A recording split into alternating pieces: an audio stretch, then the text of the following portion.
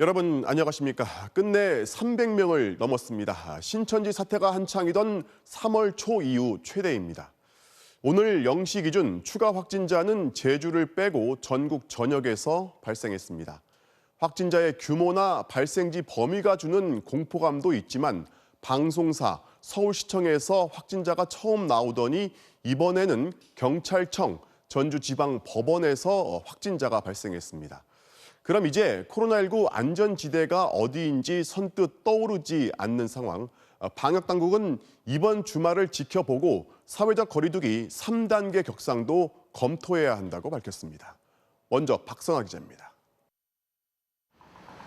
오늘 0시 기준 코로나19 신규 환자는 324명. 지난 14일 103명을 기록한 이후 8일 만에 300명을 넘은 겁니다. 신천지 교회발 집단 감염이 확산되던 지난 3월 8일 이후 최대입니다. 우려스러운 건 발생 지역입니다.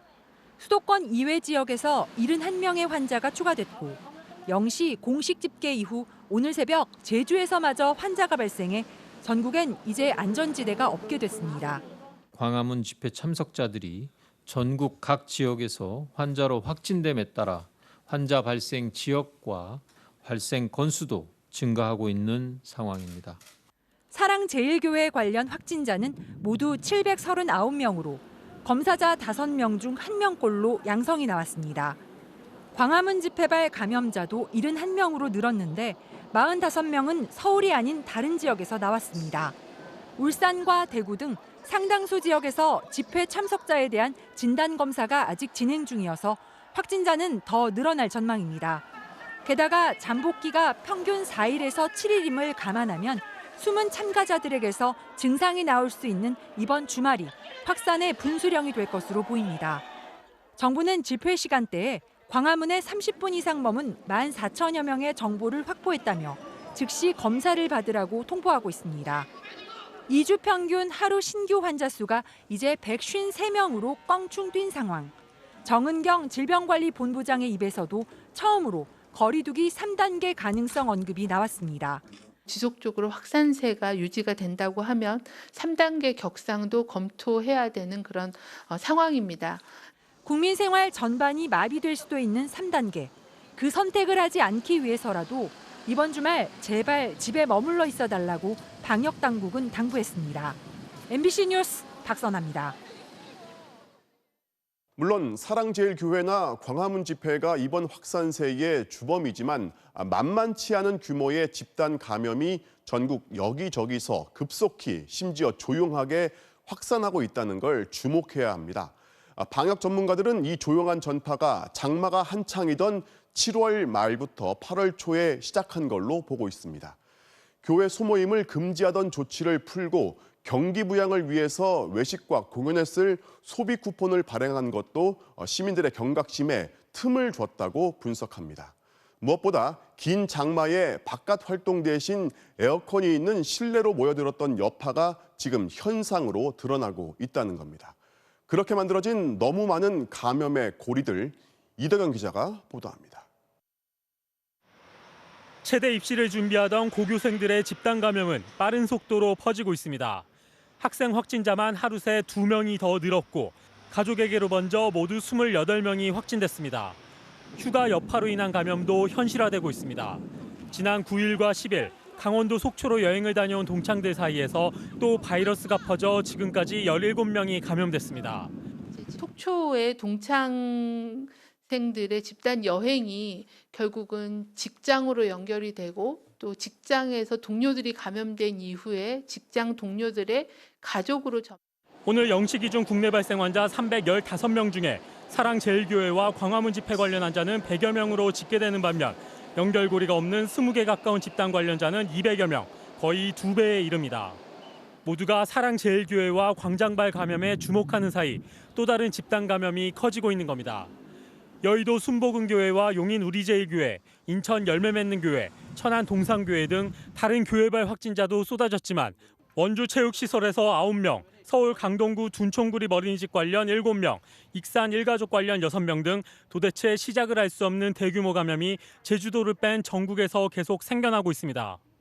서울 성북구에 있는 극단 산에서 17명이 확진되는 등 문화예술계로의 확산도 계속되고 있습니다. 감염의 고리는 기업으로도 번지고 있습니다. 삼성전자 기흥사업장, LG전자 서초 R&D 캠퍼스, 삼성물산 협력 직원들의 확진으로 사업장 폐쇄가 이어지고 있습니다.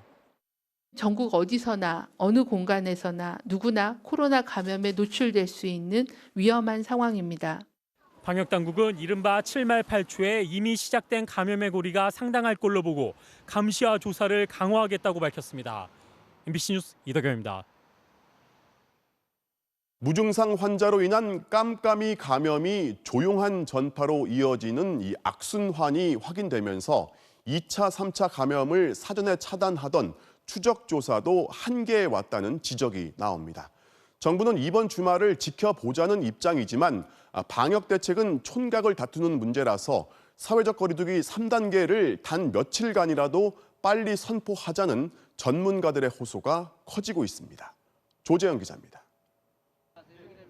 어디서 누구에게 감염됐는지 알 수 없는 이른바 깜깜이 환자는 무서운 속도로 늘고 있습니다. 이달 초만 해도 6%대였지만 이제 14.7%, 3주 만에 2배 이상 뛰었습니다. 감염 연결고리마다 무증상 감염자가 끼어 실제로는 2차 이상 감염자지만 다시 또 다른 집단의 1차 전파자가 되는 겁니다. 깜깜이 환자, 모르는 환자 나온다고 하는데 연관된 사람들이 많이 있을 것 같아요. N차 감염이 일어나는 거죠. 신천지와 이태원 클럽대는 6차, 7차 전파까지도 추적됐지만 최근엔 2차, 3차에서 추적이 뚝뚝 끊기고 있는 것도 무증상과 깜깜이 환자의 급증 때문입니다. 저희가 찾지 못하는 감염원이 지역사회에 계속 존재를 하고 있고 개별적인 그런 또 다른 유행의 양상으로 현재 전국의 역학조사관은 다 합쳐 190명 정도. 그런데 사랑제일교회와 관련해 역학조사를 해야 하는 곳만 이미 168곳까지 늘었습니다. 한정된 인력으로 무작정 모든 깜깜이를 밝혀내기엔 역부족. 기존의 추적조사가 한계에 부딪혔다는 지적도 나옵니다. 거리두기 3단계는 아직이라는 게 정부 입장이지만 단 며칠이라도 3단계로 격상해 깜깜이를 포함한 사회 전체의 감염 고리를 일시에 차단하자는 의견이 나오는 것도 그 때문입니다. 이동 안 하고 사람 안 만나면 확산이 안 되잖아요. 지금 상황에서는 오히려 단계를 급하게 올려놓고 3단계가 되는 순간 10명 이상 모임은 완전 금지. 학원과 결혼식장, 카페 등은 폐쇄되고 음식점과 쇼핑몰은 밤 9시면 문을 닫습니다. 학교와 유치원도 보낼 수 없고 공공기관은 필수 인력 외엔 전원, 재택근무해야 합니다. 쉽지 않은 선택이지만 더 걷잡을 수 없는 상황이 되기 전에 조치가 필요한 것 아니냐는 목소리도 커지고 있습니다. MBC 뉴스 조재영입니다. 전국의 모든 지자체가 광화문 집회 참석자를 찾아내서 검사를 받게 하는데 행정력을 집중하고 있습니다. 그런데 대전에서는 집회 당일 한 교회 앞으로 대규모 인원이 모여서 전세버스를 타고 상경한 특정 교회가 이번 집회의 중심에 있다는 정황이 확인돼서 역학조사에 실마리가 풀렸습니다. 김태욱 기자의 단독 보도입니다. 지난 15일 오전 8시 20분쯤 대전 용산동의 한 교회 앞 도로, 붉은색 전세버스 여러 대가 줄지어 주차합니다. 1시간여 뒤 집회 참석자를 태운 차량 6대가 일시에 출발합니다. 대전에서는 현재까지 전세버스 25대가 동원돼 광화문 집회에 참석한 것으로 추정되고 있는데 처음으로 집단 상경한 정황이 포착된 겁니다. 이 교회 인근에서 광화문 집회 참석자들이 버스를 타고 상경한 것으로 알려졌는데 교회 교인 중 한 명도 코로나19 확진 판정을 받았습니다. 교회 곳곳에는 집회 당시 사용했을 것으로 추정되는 팻말까지 발견됐습니다. 이 교회 목사는 광화문 집회를 주도한 전광훈 목사와 평소 친분 관계가 있던 것으로 알려졌습니다. 방역당국은 집회 참석자들이 교회와 연결고리가 있을 것으로 보고 명단 확보에 나섰습니다. 버스 타고 간 사람 명단 파악해서 검사 다 했고요. 그게 몇 명이에요? 네, 116명. 특히 해당 교회에서 단체로 출발한 버스를 안내한 사람 역시 대전 전민동의 또 다른 교회 목사였던 것으로 알려졌습니다. 결국 교회를 매개체로 한 광화문 집회 참석자가 더 있을 가능성이 제기되고 있어 이들의 연관성에 대한 역학조사가 시급히 요구되고 있습니다. MBC 뉴스 김태욱입니다. 사랑제일교회 관련 확진자는 오늘 낮 기준으로 56명 추가돼서 732명으로 늘었습니다. 그리고 첫 사망자가 발생했습니다. 이 교회 관련 확진자한테서 감염된 70대 여성인데요. 증상이 갑자기 나빠지면서 자신이 양성이라는 검사 결과를 듣기도 전에 검사받고 하루 만에 숨졌습니다. 손영 기자입니다. 어제 진단검사 결과를 기다리다 숨진 경기 남양주의 70대 여성이 사랑제일교회와 관련된 첫 사망자인 걸로 확인됐습니다. 역학조사 결과 사랑제일교회 관련 확진자가 지난 12일과 13일 경기 구리의 한 장례식장에서 도우미로 일했고 사망한 여성은 이곳에서 남편의 장례를 치른 뒤 감염됐을 가능성이 높은 걸로 밝혀졌기 때문입니다. 이 여성은 진단검사 때만 해도 무증상에 가까웠지만 갑자기 증상이 악화돼 하루 만에 숨졌습니다. 자신이 양성이라는 검사 결과도 채 듣기 전이었습니다. 12일서부터 13일 날까지 VIP 쓰셨던 상주님 도우미가 판정이 나서 소독 다 하고 방역하고.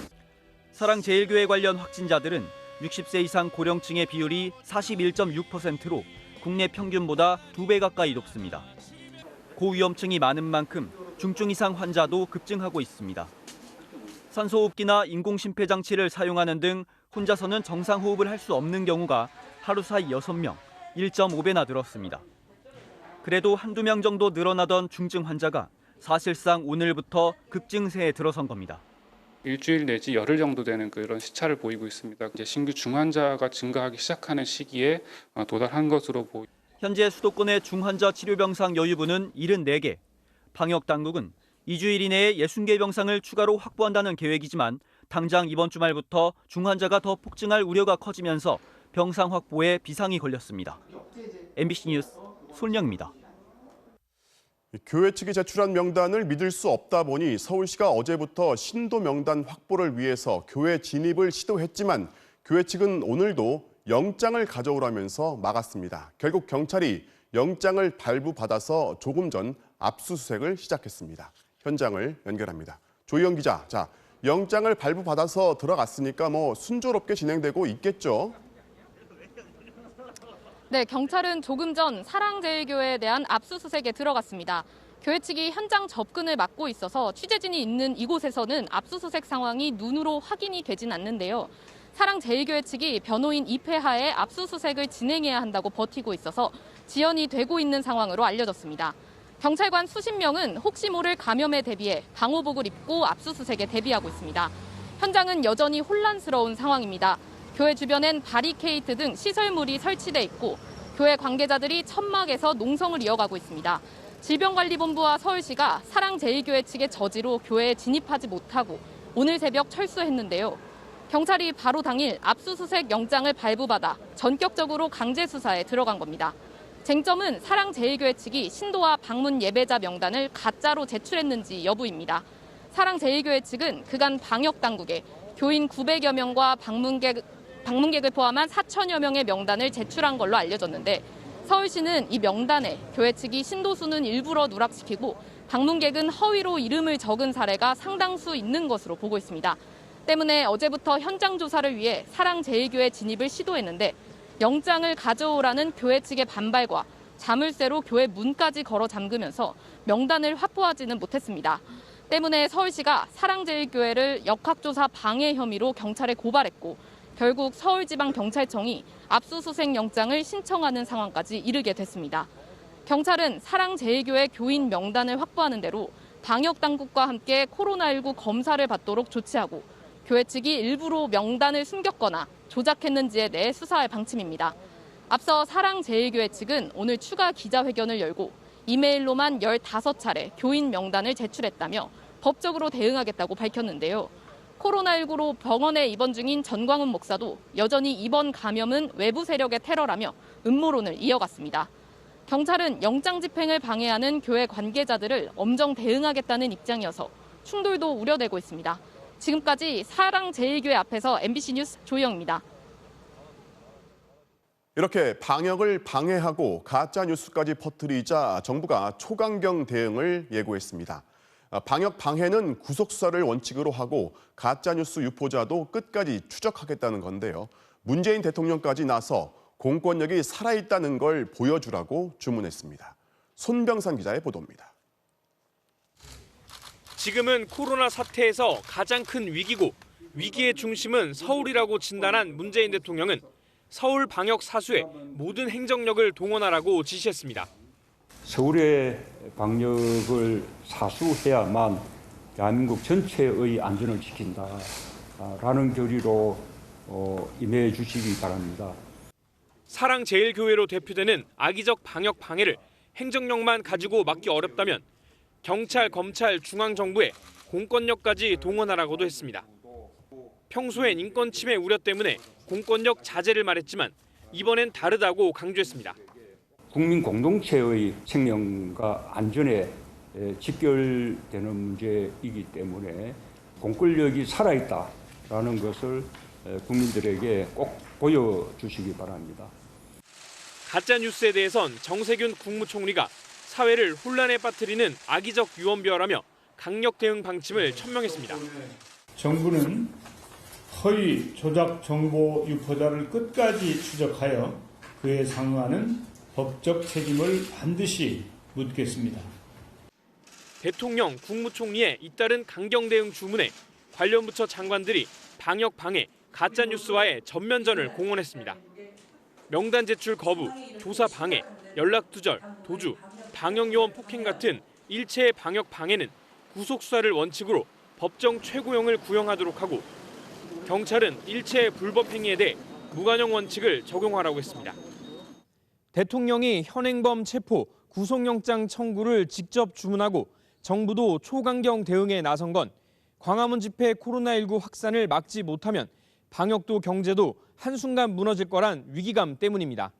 MBC 뉴스 손명산입니다.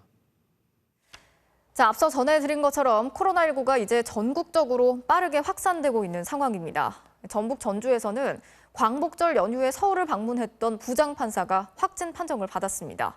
현직 판사 중에는 처음인데 재판 일정이 모두 연기되는 초유의 사태가 벌어졌습니다.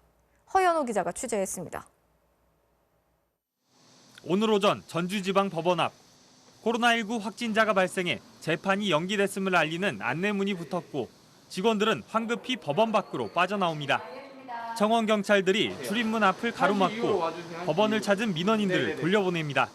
지금 코로나 확진자 떠서 지금 확진 소독 중이니까 일단 1시 뒤에 와주세요. 확진 판정을 받은 사람은 전주지방법원의 40대 부장판사입니다.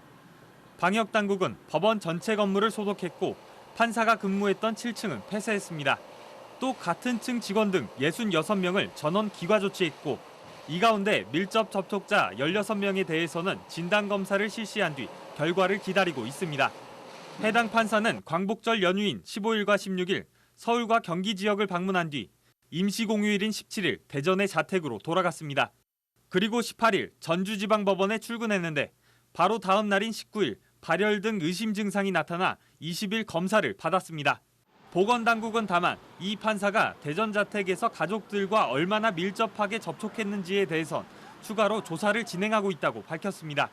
또 이 판사가 어떻게 감염됐는지에 대해서도 그 경로를 더 살펴볼 필요가 있다는 입장입니다. 본인의 진술에 의해서 집회 관련, 또 사랑제일교회 관련에 대해서는 밝혀진 바 없습니다. 객관적 자료를 통해서 확인되는 대로. 해당 판사는 이번 주엔 재판이 없었고 지난주 재판 때는 보건용 마스크를 썼던 걸로 조사됐습니다. 전주지방법원 측은 청사소독을 마친 뒤 민원 업무는 오후에 다시 시작했습니다. 그러나 코로나 확산세가 전국적으로 심상치 않게 전개되자 법원행정처는 전국 법원에 구속사건이나 가처분 같은 긴급을 요하지 않는 재판은 앞으로 2주간 휴정을 권고한다는 입장을 밝혔습니다. MBC 뉴스 허연호입니다. 집중호우로 피해를 입은 이재민들은 코로나19 확산으로 이중고를 겪고 있는데요. 복구 작업은 중단이 됐고 임시로 생활하던 대피소마저 폐쇄가 되면서 갈 곳을 잃게 됐습니다. 이다연 기자가 현장에 다녀왔습니다. 거대한 쓰레기 더미 옆에 사람 한 명만 겨우 누울 수 있는 텐트 하나가 덩그러니 놓여 있습니다. 집터만 남은 땅에 텐트를 치고 살고 있는 김보은 할머니의 새로운 보금자리입니다.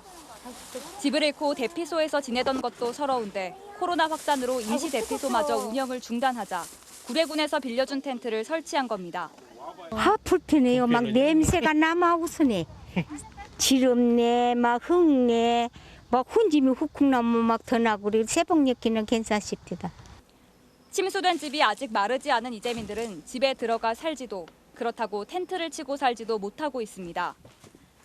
하는 수 없이 지인들을 찾아가 하룻밤 신세를 졌지만 앞으로가 더 문제입니다. 계획이 없이 그냥 떠돌이 생활을 하든지 이제 또 아는 집 부탁해서 또 이렇게 신세를 지든지, 그래도 없으면 뭐 여관이라도 어떻게 해야지 뭐. 그동안 구례 이재민들은 학교나 군청 등에서 공동 생활을 해왔습니다. 하지만 최근 코로나19 확산이 계속되면서 시설이 폐쇄됐고 개별 생활을 할 수 있는 숙박시설 등의 임시 주거시설이 마련됐습니다. 전체 이재민 1,149명 가운데 임시 대피소에는 최근까지 약 350여 명이 머무르고 있었는데 이 가운데 절반 정도인 160여 명만 호텔이나 연수원 등 임시 주거시설을 이용할 수 있는 형편입니다. 이마저도 피해 현장에서 거리가 멀어 이재민들의 불편이 가중되고 있습니다. 이재민을 수용하는데 한계점이 좀 와 있습니다. 뭐 예산이라든지 아니면 인력이라든지 그렇기 때문에 가급적이면 좀 불편하시더라도 어려움을 나눈다는 입장에서. 구례구는 집도 절도 잃어버린 이재민들을 위해 국비를 투입해 조립식 임시주택 50여 채를 공급하기로 했습니다. 하지만 이재민들이 들어가서 살기까지는 한 달여의 시간이 더 필요해 이재민들의 고통은 계속될 전망입니다. MBC 뉴스 이다현입니다. 강원도 원주에서는 한 체육관에서 시작된 집단 감염이 걷잡을 수 없이 확산되고 있습니다. 현재까지 확인된 확진자만 20명인데 아직까지 감염 경로도 제대로 파악을 못해서 추가 확산 우려가 높은 상황입니다. 권기만 기자가 취재했습니다. 무술과 체조를 결합한 운동 마샬 아츠를 가르치는 원주의 한 체육관. 출입문이 굳게 잠긴 채 폐쇄됐습니다. 회원 41명이 등록된 이곳에서 나흘 연속 코로나19 확진이 잇따르고 있기 때문입니다. 지난 18일 확진된 고등학생 회원을 시작으로 다음 날엔 이 학생의 아버지, 그리고 어제는 관장과 회원 5명이 확진 판정을 받았습니다. 오늘은 확진자가 더 늘어 체육관 회원 5명이 또 추가로 확진됐고 가족과 지인 등 6명의 N차 감염까지 확인됐습니다. 또 다른 20대 수강생 1명도 직장이 있는 충주에서 확진되면서 지금까지 모두 20명이 이 체육관을 거점으로 감염됐습니다. 체육관 관장과 회원으로만 따지면 42명 가운데 13명, 무려 30.9%가 확진된 겁니다. 그런데 확진자 가운데는 대면 접촉이 많은 강원랜드 직원과 태권도장 관장까지 있어 더 걱정입니다. 특히 초등학생들이 많이 다니는 태권도장 관장이 확진 판정을 받으면서 학생들의 추가 감염 우려가 매우 높은 상황입니다. 그렇게 되면 애들 학교 등교도 못하게 될 수도 있고 그러니까 그런 부분이 제일 걱정이 되죠. 아직 역학조사가 마무리되지 않아 최초 전파자가 누군지 어떤 경로를 통해 바이러스가 퍼졌는지는 확인되지 않고 있습니다. 그러니까 31번 확진자보다 먼저 감염됐을 사람이 있을 거라고 판단하는 건데 저희가 그 전까지도 한번 조사할 수 있도록 하겠습니다. 원주시는 첫 번째 확진자가 나온 지 나흘 만인 오늘에서야 체육관 상호와 해당 상가 건물을 공개해 시민들의 불안감만 키웠다는 원성을 사고 있습니다. 오늘 원주시청 홈페이지는 확진자들의 동선을 확인하려는 시민들이 한꺼번에 몰리면서 하루 종일 접속 장애를 겪었습니다. MBC 뉴스 권기만입니다. 사랑제일교회를 중심으로 확진자가 계속 늘어나면서 당분간 수도권의 모든 교회에서 대면 예배가 금지가 됐죠. 그런데 이런 와중에 은평구의 한 교회에서는 아랑곳하지 않고 예배를 강행하고 있습니다. 알고 보니 이 교회 목사, 광화문 집회에 참석했던 전광훈 목사의 지지자였는데 코로나19 검사 결과 음성 판정을 받았다면서 문제가 없다고 주장하고 있습니다. 남효정 기자가 취재했습니다. 오늘 새벽 5시 서울 은평구의 한 대형 교회. 교인들이 차례로 모여듭니다. 1시간쯤 뒤 성경책을 팔에 낀 사람들이 예배를 마치고 빠져나옵니다. 이틀 전부터 수도권 모든 교회에서 대면 예배를 금지했지만 이곳은 예외였습니다. 1시간, 2시간 일찍 일어나서 걸어서 예배당에 나와서 이 성전을 지킨 하나님의 귀한 자녀들을 축복하여 주시옵소서. 이 교회는 어제 담임 목사의 이름으로 대면 예배를 그대로 진행한다고 공지했습니다. 15일 광복절 집회에 참석했던 담임 목사는 코로나19 검사에서 음성 판정을 받았다면서 예배를 정상적으로 진행하고 반성경적인 지침에 동의하지 않는다고도 밝혔습니다. 이 목사는 전광훈 목사의 지지자로 알려졌습니다. 전광훈 목사님은 용기가 있으신 분이고 나는 용기가 없는 사람입니다. 정광훈 목사님 믿어주세요. 이만한 애국자 없어요. 예배 강행 소식에 인근 주민들 사이에서는 우려의 목소리가 나왔습니다. 아무리 방역을 한들 옆에서 예배 보고 같이 얘기 나누고 그러면 그게 되겠어요? 하지 말라는 거 좀 안 했으면 좋겠는데. 교회 측은 최소한의 인원이 모인 만큼 문제될 게 없다는 입장입니다. 3층 8명, 4층 8명 다 떨어져서 앉아가지고 유튜브 내보내려고 최소한 인원이 모여서 예배드렸어요. 구청이랑 협의를 봤어요. 하지만 구청의 말은 완전히 다릅니다. 은평구청은 어제 저녁에도 담임 목사와 연락해 현장 예배는 안 된다고 분명히 밝혔다고 설명했습니다. 그러면서 온라인 예배 진행을 위한 방송 인력도 20명을 넘지 말라고 알렸다고 밝혔습니다. 결국 교회 측은 구청의 통보를 자의적으로 해석해 예배를 강행한 것으로 보입니다. 구청 측은 해당 교회를 포함해 은평구 지역의 500개에 달하는 교회를 경찰과 함께 수시 점검하기로 했습니다. 하지만 일부 기독교계는 정부의 방침에 공개적으로 반기를 들고 있습니다. 39개 교단이 가입한 한국교회연합은 최근 소속 교회에 생명 같은 예배를 멈추지 말라고 공지했고 대면 예배를 계속할 것으로 보여 논란이 예상됩니다. MBC 뉴스 남효정입니다. 코로나19의 확산으로 집합 제한 명령이 떨어진 노래방과 PC방, 클럽 같은 고위험 시설들이 문을 닫았습니다. 하지만 여전히 성업 중인 곳이 있는데요. 바로 일반 음식점으로 등록된 헌팅 포차 같은 술집입니다. 단속의 대상은 아니라고 하지만 우려의 목소리가 나오고 있습니다. 신재웅 기자가 취재했습니다. 오늘 새벽 서울 홍대 앞 거리. 젊은이들이 많이 찾는 술집에 가봤습니다. 열이 나는지 확인하고 QR코드를 인식한 뒤 입장합니다. 들어가셨다가 주문 안 하고 나면 입장료 2만 원씩 입장료를 내고 들어가 술을 마시며 현란한 조명 아래서 춤을 즐기는 곳. 간판은 그냥 주점이지만 즉석 만남까지 갖는 전형적인 헌팅 포차의 모습입니다. 자정이 훌쩍 넘은 시각인데 테이블 15곳에 손님들이 북적입니다. 직원은 현재 상황을 의식한 듯 합석을 하면 안 된다고 설명합니다.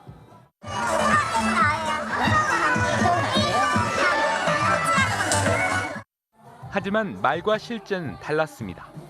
곳곳에서 합석을 시도하는가 하면 흡연실에선 마스크를 내린 채로 헌팅이 이루어지기도 합니다.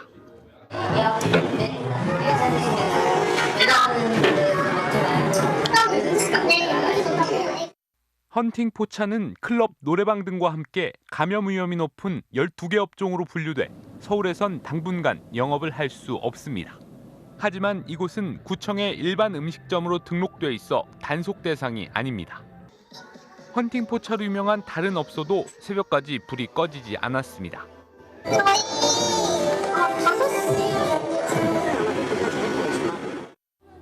역시 일반 음식점으로 돼 있습니다. 조심은 하는 듯 길에서 호객 행위를 하면서 헌팅을 못하게 하니 영업에는 문제가 없다는 설명을 붙입니다.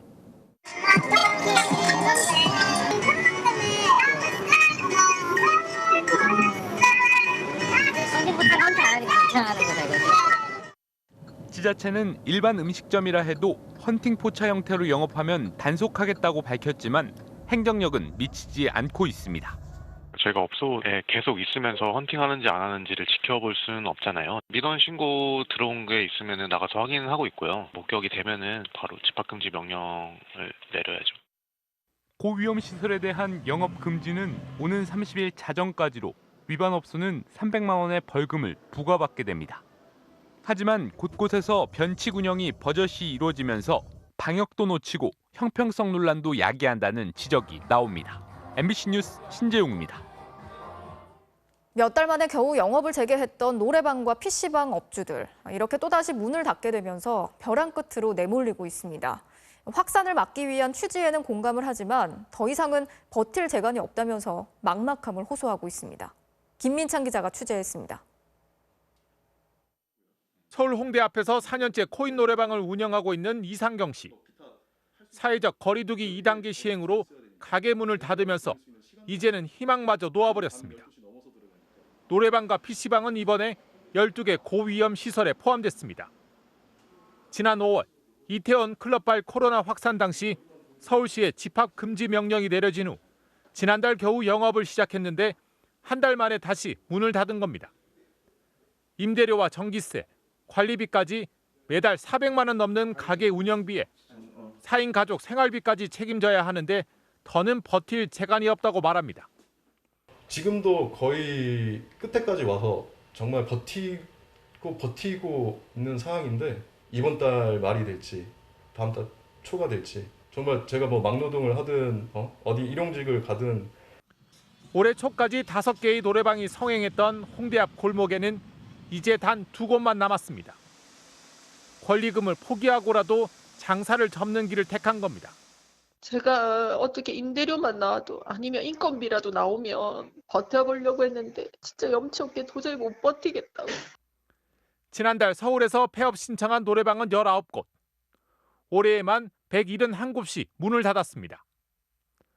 문을 닫고 싶어도 그러지 못하는 경우도 있습니다. 임대 계약 기간이 남아 다른 세입자를 구해야 나갈 수 있는데 이 시기에 장사를 하겠다는 사람이 없습니다. 자영업자들인데 영업 상태가 좀 매출이 거의 최악이니까 그걸 선뜻 지금 이 시기에 가게를 이렇게 구해서 들어갈 사람들은 거의 없죠. 노래방이나 PC방 업주들은 정부의 지원을 요구하고 있지만 정부는 별다른 지원책을 내놓지 못하고 이해만 구하고 있는 상황입니다. 다시 시작된 집단 감염 사태로 일부 자영업자들은 또다시 코로나 절벽으로 내몰리고 있습니다. MBC 뉴스 김민찬입니다. 여러 번 강조했던 것처럼 지금 가장 확실한 방역 대책은 마스크를 잘 쓰는 겁니다. 그런데 아직도 카페나 식당에서는 마스크를 벗고 있는 사람들이 굉장히 많은데요. 실내 마스크 착용을 의무화시켜야 한다는 목소리가 커지고 있고 실제로 이걸 시행하는 지자체도 늘고 있습니다. 김아영 기자가 취재했습니다. 서울의 한 커피 전문점. 점심 식사를 끝낸 사람들이 커피 한 잔을 즐기기 위해 줄 서 있습니다. 1층 주문대 앞에서는 대부분 마스크를 착용했습니다. 그런데 위층으로 올라가자 전혀 다른 풍경이 펼쳐집니다. 20여 명 가운데 마스크를 제대로 쓴 사람은 4명 정도에 불과합니다. 또 다른 커피 전문점도 마찬가지. 턱에 걸치거나 쓰지 않은 사람을 쉽게 찾아볼 수 있습니다. 마스크 판매량이 올라가고 불안해서 KF94 마스크까지 찾고 있지만 정작 실내에선 자꾸 마스크를 벗게 되는 겁니다. 그런 분들을 보면은 일단은 불안하고요. 대중교통을 타면 이제 사람이 많아가지고 가끔씩 뭐 음식을 먹거나 그래서 마스크를 내리는 사람들을 많이 볼 수 있어요. 음료나 음식이 입에 들어가는 순간만 빼고 마스크는 언제든 쓰고 있으라는 게 방역 전문가들의 절박한 권고. 4차 전파까지 진행돼 감염자가 61명까지 늘어난 스타벅스 파주 야당역점의 경우도 당시 마스크를 착용한 직원 4명만 모두 음성 판정을 받았습니다. 저희 파트너는 전원 마스크 착용해서 저희는 다 음성이었거든요. 공용 공간에서 마스크를 안 쓴 채 웃고 떠드는 건 이기적인 행동이라는 쪽으로 인식도 바뀌고 있습니다. 일각에선 현재로선 가장 확실한 방역 수칙인 마스크 착용을 아예 의무화해야 한다는 주장까지 나오고 있습니다. 이미 마스크 착용을 의무화한 경기도에 이어 오늘은 충청남도도 모든 실내에서 마스크를 의무적으로 착용하라는 행정명령을 내렸습니다. MBC 뉴스 김아영입니다.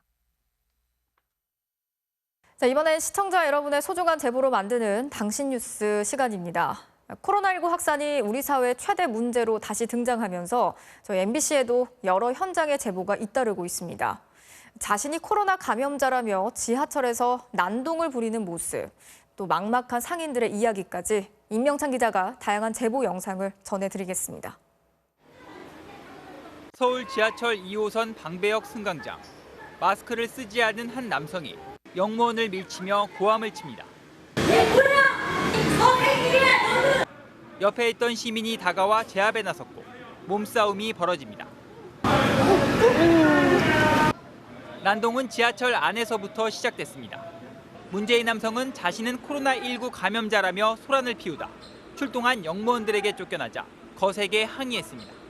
마스크를 안 쓰고 계시는데 갑자기 큰 소리로 사람들한테 내가 코로나 확진자로 보이냐 막 이러면서 확진자일 것 같냐 아닐 것 같냐 막 이러면서 막 위협을 하더라고요. 50대 초반의 이 남성은 결국 경찰의 현행범으로 체포됐고 곧바로 병원으로 옮겨져 코로나19 검사를 받았습니다. 검사 결과 음성으로 밝혀졌지만 현장에 있던 승객들은 혹시 모를 감염 우려에 마음을 졸였습니다. 다 놀라시고 내리면서도 어떡하냐면서 모두한테 피해를 주는 거니까. 그래서 그런 걸로 법적인 규제가 조금 더 강화되었으면 좋겠어요. 끝없이 펼쳐진 은빛 백사장과 넘실대는 파도. 당장이라도 뛰어들고 싶은 듯한 부산 해운대 바다지만 텅 비었습니다. 물놀이 시설을 치우기 위한 사람들만 오늘 오전 드론으로 촬영한 영상에 잡혔습니다. 한창 시즌 때인데도 불구하고 사람이 아무도 없는 게 너무 아쉽죠. 그리고 또 주변 상인분들도 어떻게 보면 시즌 장사하시는 분들인데 여러모로 위로드리고 싶고 그렇습니다. 인근 광안리 해수욕장도 상황은 다르지 않았습니다. 코로나19 확진자가 급증하자 부산시는 오늘부터 해수욕장을 조기에 폐장하기로 결정했습니다. 어쩔 수 없다고 이해는 하면서도 생계 걱정에 상인들은 한숨이 나옵니다. 뉴스 듣자마자 죽고 싶은 심정입니다. 그리고 우리 직원들이 한 7명 되는데 어찌 그만두라 소리 할 수가 없어 막막합니다. MBC 뉴스 임명찬입니다. 자, 수도권에서 50인 이상의 집회가 금지가 되면서 결혼식을 앞두고 있는 예비 부부들의 고민이 깊어지고 있죠. 이러지도 저러지도 못하는 상황이 되자 당장 예식이 가능한 다른 지역에서 원정 결혼식을 하는 경우까지 생겼습니다. 김상훈 기자가 취재했습니다. 수도권에서 사회적 거리두기 2단계 조치가 시행된 지난 19일. 춘천 시내 예식장에는 당장 이번 주말과 다음 주말 예약이 가능하냐는 문의가 빗발쳤습니다. 실내에 50인 이상 모이지 못하다 보니 수도권에서 가까운 지역으로 원정 결혼식을 하려는 예비 부부들이 급하게 연락을 한 겁니다. 수도권 같은 경우는 50 미만인데 강원도는 어떻게 진행이 되냐. 그래서 우리는 아직 그런 제한이 없다고 하니까 그러면 혹시 당장 이번 주라도 옮겨서 좀 진행할 수 있냐. 예식장은 예약 문의를 반기면서도 한편으론 수도권 하객 수백 명이 몰릴 것이라는 불안감에 고민에 빠졌습니다. 수도권에서 하객분들이 한 100명 이상 왔을 때 요즘 증상이 없는 경우가 많다고 그러는데 이게 하다가 갑자기 우리 여기서 확진자가 하나 왔다 갔다 그러면은 심지어 PC방도 수도권에서는 2주간 영업이 중단되자 바로 인접한 강원과 충청 지방으로 원정을 떠나는 사람들이 생겼습니다. 지난 19일 이후 인터넷 커뮤니티엔 춘천과 천안 PC방으로 갈 사람을 모집하거나 PC방을 추천해달라는 글이 올라왔습니다. 대학교 수강 신청 기간까지 겹쳐 수도권 대학생들도 지역 PC방을 찾았고 기차역 인근 PC방에는 손님이 급증했습니다. 아침에 수강 신청 전에 연락이 많이 와요. 영업하냐고. 대부분 학교 수강 신청하러 오시는데 춘천에 있는 학교가 아닌 것 같더라고요. 수도권에서 지방으로 이른바 원정을 오는 사람들이 많아지면서 지역 주민들도 불안에 떨고 있습니다. 서울의 한 호텔에서 열릴 계획이었던 한복 모델 선발 대회는 거리두기 조치로 강원도 홍천의 한 리조트로 장소를 바꿨습니다. 하지만 지역 주민들의 반발이 이어진 데다 리조트에 확진자가 방문했던 사실까지 드러나면서 대회를 하루 앞둔 오늘 결국 잠정 연기됐습니다. MBC 뉴스 김상훈입니다.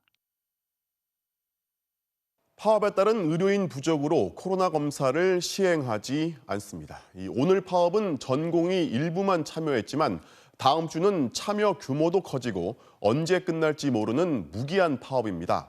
이 엄중한 시기에 의사들은 왜 따가운 시선을 예상하면서 집단 행동에 나선 건지 김윤미 기자가 보도합니다. 서울의 한 종합병원. 코로나 진단검사를 하는 선별진료소가 평소보다 한산합니다. 인턴과 4년차 레지던트 등 일부 전공의들이 집단 휴진에 들어가면서 축소 운영됐기 때문입니다. 단순 코로나 검사를 원하시는 분들은 보건소로 안내하고 있습니다. 다른 병원에서도 수술 일정이 밀리거나 대기줄이 길어지긴 했어도 심각한 의료 차질은 빚어지지 않았습니다. 큰 문제는 다음 주부터입니다. 오는 일요일이면 1, 2, 3년 차 레지던트가 모두 업무에서 손을 떼고 무기한 파업에 들어가기 때문입니다. 이번엔 파업 때마다 전공의들의 업무 공백을 메워왔던 임상 강사들도 참여하는 데다 다음 주 수요일엔 동네 개원병원 의사들의 집단 휴진도 예고돼 있습니다. 정부는 의사들이 집단 행동을 멈추면 의대 정원을 늘리는 정책을 유보하겠다고 한 발 물러서는 모습을 보였지만 의사협회는 입장을 굽히지 않았습니다. 의대 정원 확대, 공공의대 설립, 협약급여와 시범사업, 비대면 진료 육성 등 4대학 의료정책을 철회 시 파업을 잠정 유보할 것입니다.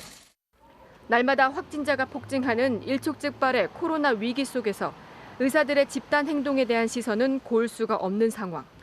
그럼에도 지역 의사를 늘리고 역학조사관을 키우겠다는 정부 정책에 반대의 목소리를 내는 건 의사를 더 늘린다고 해서 지역의 의료 질이 더 높아지진 않을 거란 주장과 맞닿았습니다. 의무복무 규정으로 의사를 지역에 묶어두기보단 수가와 처우를 개선해달라는 주장입니다. 무작정 정원을 늘리는 것은 기피가를 해결하고 또 지역 발전을 할 수 있는 방법이 아니라고 이야기하고 있습니다. 하지만 때마다 의사 집단의 반발에 부딪혀 16년간 의대 정원을 한 명도 늘리지 못한 상황에서 이번에도 협의조차 하지 않겠다는 건 받아들일 수 없다는 게 정부 입장입니다. 정부는 집단 행동을 계속할 경우 의사 면허에 대한 조치를 포함해 엄중 대처할 방침입니다. MBC 뉴스 김유미입니다. 여당이 2차 긴급재난지원금을 적극 검토하고 있습니다. 이재명 경기지사도 1인당 30만 원씩 지역화폐를 지급하자고 제안했는데요. 재정당국은 여전히 모두에게 똑같이 지급하는 방식에는 난색을 표하고 있습니다. 이준범 기자입니다. 코로나19 재확산에 따른 경제 충격 우려에 여당이 2차 긴급재난지원금 지급을 본격 검토하겠다고 나섰습니다. 이해찬 대표와 김태년 원내대표가 당 정책위 차원에서의 검토를 지시했고 당내 회의에서도 공개 발언이 나왔습니다. 2차 재난지원금 지급을 추진해 취약계층을 보호하고 내수위축 방어선을 구축해야 할 거라고 생각합니다. 이재명 경기지사는 인구가 밀집한 수도권의 집단 감염 폭증은 심각한 경제활동 위축을 가져온다며 구체적인 액수와 지급 방식까지 언급했습니다. 모든 국민에게 3개월 내 소멸하는 지역화폐로 30만 원씩 지급하는 게 적당하다며 청와대와 총리실에 건의하겠다고 밝힌 겁니다. 민주당은 재원 마련 방식과 지급 범위 등을 두고 검토에 착수했고 모레 고위당정청 협의에서 본격적인 논의를 시작할 방침입니다. 다만 재정당국이 1차 때처럼 보편적 지급 방식에 난색을 표하고 있다는 점이 관건입니다. 꼭 재난지원금 형태가 아니라 그런 효과를 가져올 수 있는 저는 맞춤형 지원이 오히려 더 효과가 있지 않을까 이렇게 생각이 됩니다. 미래통합당 김종인 비대위원장은 4차 추경 문제와 함께 논의할 수 있다며 일단 맞장구를 쳤습니다. 추경을 빨리 편성을 해가지고서 경제 문제를 해결하기 위해서 하자고 그랬는데 그 범주 내에서 이 재난지원금 같은 것도 얘기를 할 수 있는 것입니다. 하지만 주호영 원내대표는 MBC와의 통화에서 1차 재난지원금에 대해서도 한정된 재원을 효율적으로 썼어야 했다는 비판이 많았다며 부정적인 입장을 밝혀 야당 내 입장 정리도 또 다른 변수가 될 것으로 보입니다. MBC 뉴스 이준범입니다. 여당이 지난 광화문 집회 주최자 중 한 명인 민경욱 전 의원을 형사 고발했습니다. 또 방역 수칙을 의도적으로 위반할 경우 처벌 수위를 강화한 이른바 전광훈 금지법을 발의했습니다. 최경재 기자가 취재했습니다. 지난 광복절 집회 연단에 오른 민경욱 미래통합당 전 의원이 마스크를 벗은 채 목소리를 높입니다. 이번 부정선거는 최첨단 디지털 범죄였다. 민 전 의원 측은 당초 4천여 명 규모의 집회를 열겠다고 신고했는데 이날 집회 현장에는 수만 명이 몰렸습니다. 민주당 박주민 의원은 법원의 인정 범위를 넘어서는 집회였고 주최 측이 방역 당국의 역학조사를 방해했다며 민 전 의원 등을 경찰에 고발했습니다.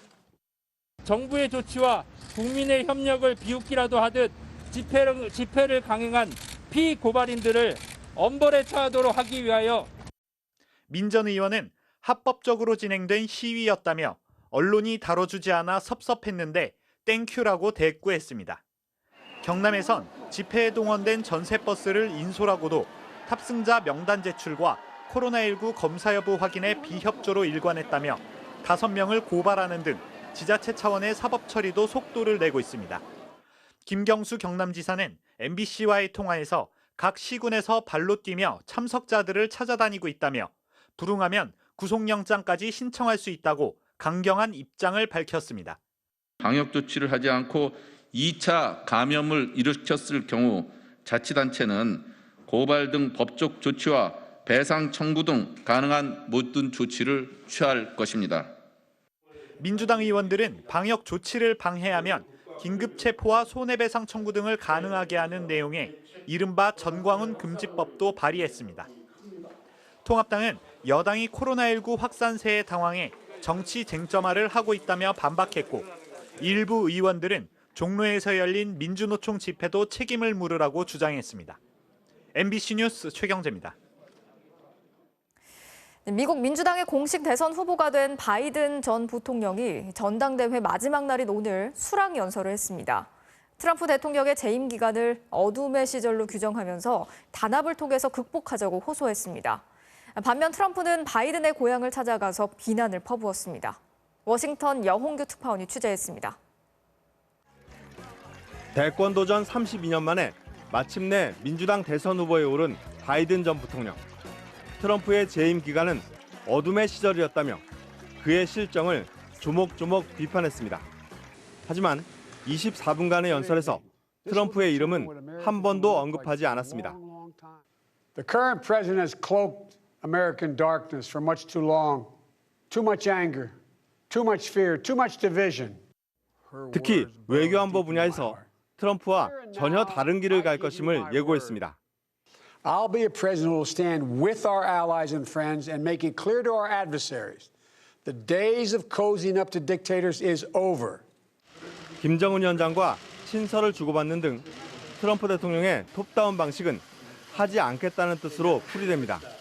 아울러 동맹의 가치를 돈으로 따지는 트럼프와 달리 전통적인 동맹 관계를 회복하겠다는 의지를 나타낸 것으로 보입니다.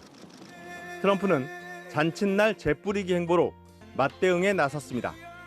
바이든의 고향인 펜실베이니아를 찾아 바이든을 맹비난했습니다. Joe Biden is no friend of Pennsylvania. He's actually, for the reasons we just said, he's your worst nightmare. 코로나19 대응을 언급하던 중엔 불쑥 한국과 뉴질랜드를 거론하며 끝났다고 말하기도 했습니다. New Zealand, it's over. It's over. They had a massive breakout yesterday. South Korea, it's over. It's over. Big breakout yesterday. 방역 모범 국가로 알려진 나라들을 깎아내리며 미국의 대응을 자랑하려는 의도로 보입니다. 최근까지 실시된 각종 여론조사에서 바이든은 트럼프를 앞서고 있습니다. 하지만 격차가 줄어들고 있다는 결과도 있어 트럼프는 패배에 대비한 대선 불복 의사를 내비치는 동시에 역전을 노린 반전 카드도 계속 꺼내들 거란 전망입니다. 워싱턴에서 MBC 뉴스 여홍규입니다.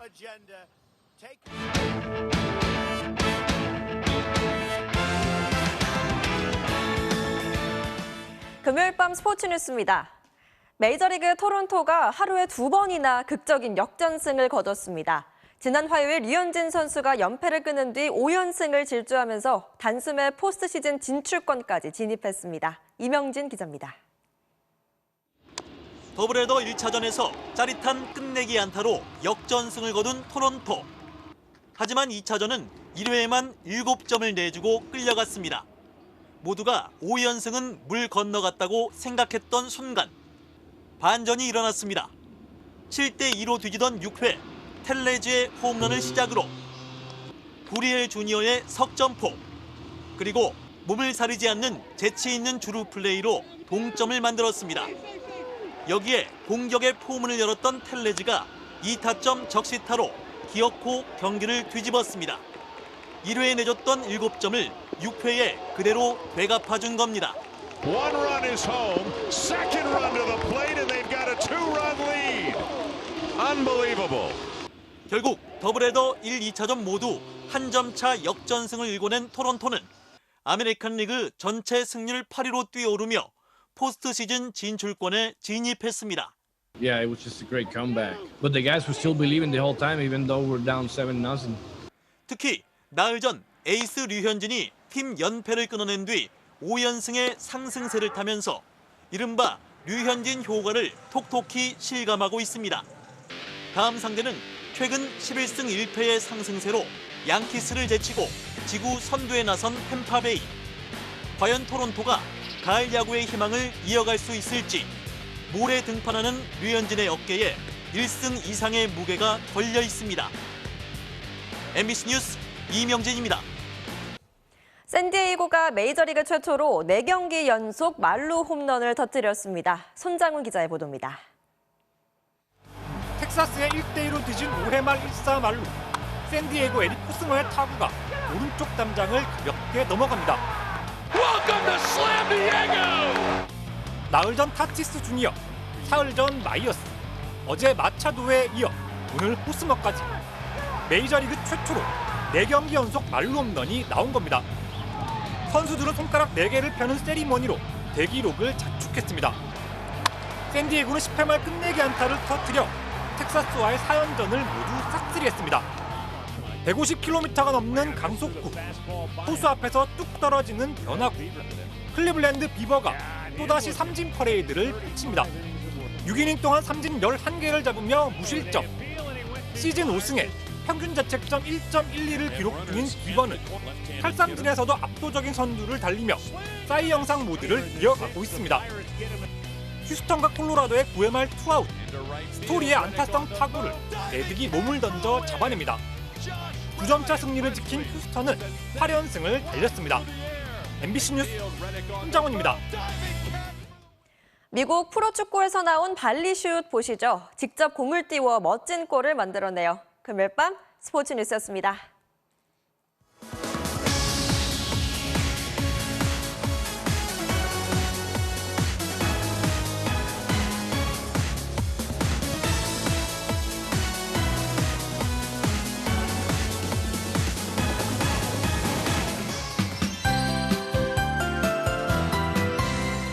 남부지방은 폭염이 완전히 해소되지 못한 반면 북쪽으로는 비구름이 지나면서 더위가 누그러진 하루였습니다. 주말인 내일은 강한 소나기에 대비하셔야 합니다. 대기하층에 고온다습한 공기가 머무는 가운데 높은 상공에서 영하 10도 이하의 차가운 공기가 내려와 대기 불안정이 무척 심해지겠습니다. 오후부터 서울 등 중부 내륙과 전북, 경북 내륙에 최고 80mm, 그 밖에 전국으로도 많게는 60mm가량의 비가 예상됩니다. 일요일에는 대기 불안정이 약해지면서 구름만 머무는 날씨가 예상됩니다. 또 절기상으로는 처서지만 기온은 여전히 30도를 넘나들면서 한여름 더위가 나타나겠고요. 게다가 전날 내린 소나기 때문에 습도가 높아 후텁지근하겠습니다. 한편 오늘 오전 타이완 남쪽 해상에서는 열대저압부가 만들어졌습니다. 이 열대저압부는 주말 사이 고수온 해역을 지나면서 태풍으로 발달할 것으로 전망됩니다. 기상청은 태풍이 다음 주 중반 이후 한반도에 영향을 줄 가능성이 큰 것으로 분석하고 있습니다. 서울 등 중북부 지방은 내일 낮까지 북쪽을 지나는 비구름의 영향을 받겠습니다. 아침 최저 기온은 서울과 청주 25도로 오늘과 비슷합니다. 남부지방의 폭염이 완화되면서 광주의 낮 기온 31도, 부산과 서울은 30도가 예상됩니다. 날씨였습니다. 8월 21일 뉴스데스크를 마칩니다. 오늘도 함께해 주신 여러분 고맙습니다.